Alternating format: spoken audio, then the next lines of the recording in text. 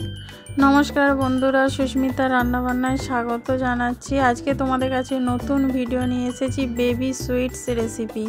तार जोन्नो एखाने आमी 2 पैकेट आमुल दूध निये निচ্ছি। 10 टाका वाला जे आमुल दूधेर पैकेट सेइटारই आमी 2 पैकेट एखाने आमुल दूध निये निচ্ছি। तोमरा चाइले 20 टाका वाला एकटा पैकेटও निते पारो।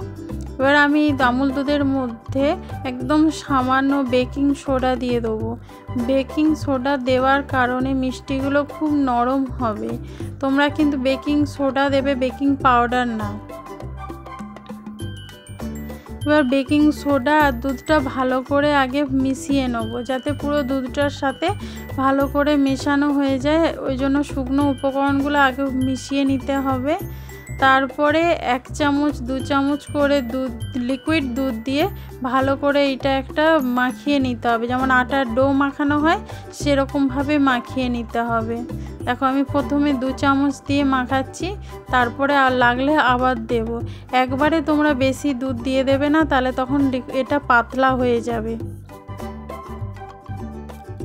দেখো মাখানো হয়ে গেছে, এরকম চটচটে একটা ডো তৈরি করে নিতে হবে। এবার এর মধ্যে সামান্য একটু ঘি দিয়ে মাখিয়ে নেব। মাখিয়ে আমি 10 মিনিটের জন্য চাপা দিয়ে রেখে দেবো, তাহলে দুধটা ভালোভাবে সেট হয়ে যাবে। ঘি দেওয়ার কারণে খুব পরে এটা খুব সহজে গোল করতেও সুবিধা হবে, আর ঘিয়ের প্রয়োজন আর হবে না, আর খেতেও খুব সুন্দর হয়। আর গন্ধ তো অবশ্যই, ঘিয়ের জন্য একটা আলাদা সুগন্ধ আছে।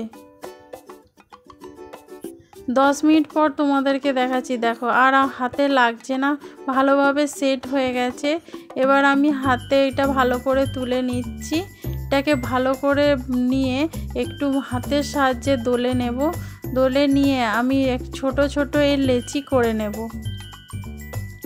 দেখো ছোট ছোট করে আমি লেচি কেটে নিচ্ছি, যেমন মটর দানা হয় ঠিক সেরকম সাইজে ছোট ছোট লেচি কেটে নিতে হবে।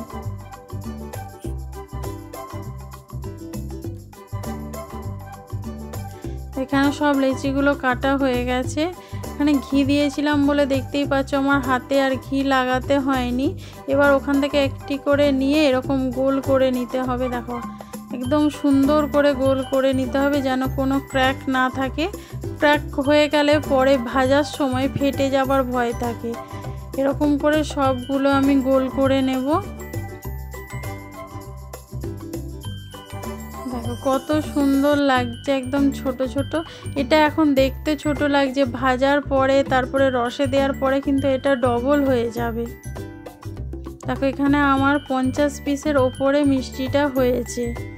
এবার আমি কড়ার মধ্যে তেল দিয়েছি। তেলটা যখন হালকা গরম হয়ে যাবে তখন এই মিষ্টিগুলো এর মধ্যে দিয়ে দেবো।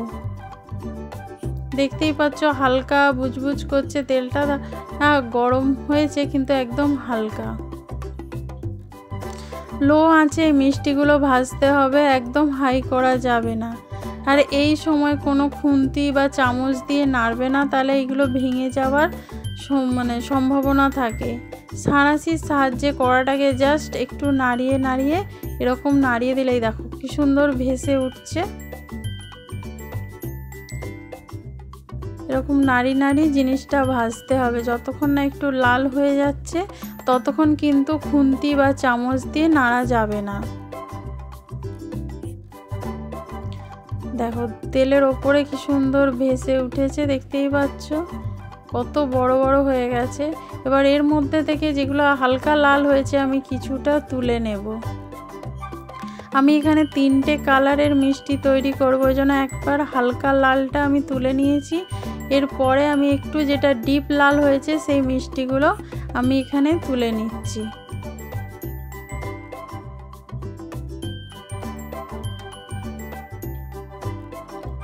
যেগুলো বেশি ডিপ লাল হয়েছে সেগুলো তুলে নিচ্ছি। বাকিগুলো যেগুলো থাকবে সেগুলো আমি আরও এর থেকে বেশি ডিপ লাল করে নেব।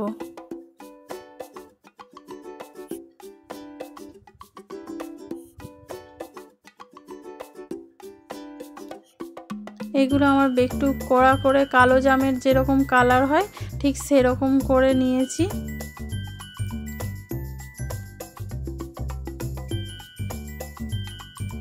এবার একটি বাটিতে আমি 1 কাপ জল দিয়েছি।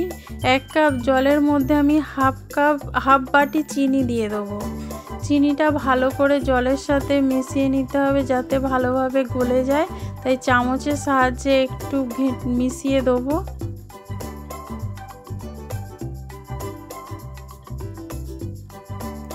চিনিটা ভালো করে মিশে গেলে তারপরে মিষ্টিগুলো দিয়ে 2 মিনিট একটু ফুটিয়ে নেব। 2 মিনিট ফুটিয়ে নেওয়ার পরে আমি গ্যাসটা বন্ধ করে চাপা দিয়ে রেখে দেবো আধ ঘন্টার জন্যে। তাহলে পুরো রসটা মিষ্টির মধ্যে ভালোভাবে ঢুকে যাবে।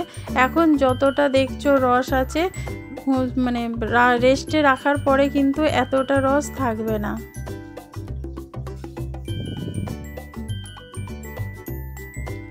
দেখো এবার আমি গ্যাসটা বন্ধ করে আধ ঘন্টার জন্য রেখে দিচ্ছি। দেখছো এখনই কতটা ফুলে বড় হয়েছে। এই ভিডিওটা যদি ভালো লেগে থাকে লাইক কমেন্ট শেয়ার করো, চ্যানেলটা সাবস্ক্রাইব করে দিও অবশ্যই।